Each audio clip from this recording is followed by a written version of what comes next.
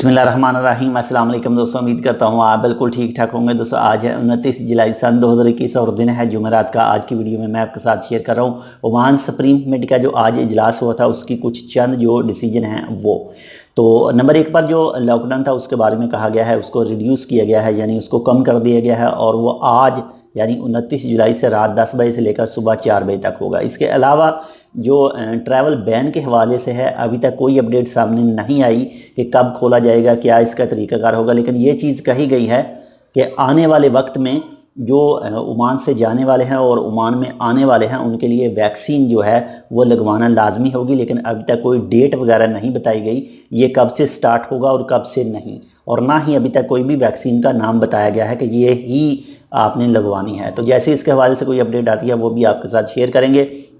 इसके अलावा Oman visa के हवाले से भी अभी कोई अपडेट सामने नहीं आई है, ना ही नाम लिया गया है कि कब स्टार्ट होगा। कोई डेट अभी तक नहीं बताई गई है, वो चाहे वर्क वीज़ा हो, ट्रांजिट हो, वो चाहे टूरिस्ट हो, वो चाहे विज़िट हो, किसी भी वीज़ा के बारे में अभी तक नहीं कहा गया है कब खोला जाएगा। लेकिन जैसे ही इसके हवाले से भी कोई मज़ीद अपडेट आती है तो वो भी इंशाल्लाह आपके साथ शेयर करते हैं। आने वाले वक्त में जो आगे दिन आएंगे, महीने आएंगे, उनमें अगर आप किसी भी सरकारी इदारे में जाते हैं या किसी पब्लिक प्लेस पर जाते हैं तो इसके हवाले से कहा गया है कि एक जो चीज़ है वो चेक की जा रही है और हो सकता है मे भी कि आने वाले वक्त में अगर आप इन जगहों पर जाते हैं तो आपको वैक्सीनेशन जो है वो करवानी होगी। अगर आपने नहीं करवाई होगी तो आपको इन जगहों पर जाने की इजाज़त नहीं दी जाएगी।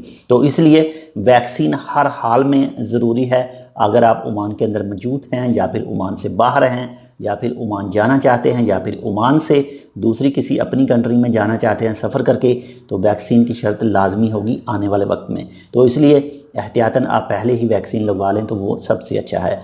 तो ये थी एक छोटी सी मालूमात। इंशाल्लाह मिलते हैं आपसे दूसरी अपडेट के साथ, तब तक के लिए अल्लाह हाफिज़।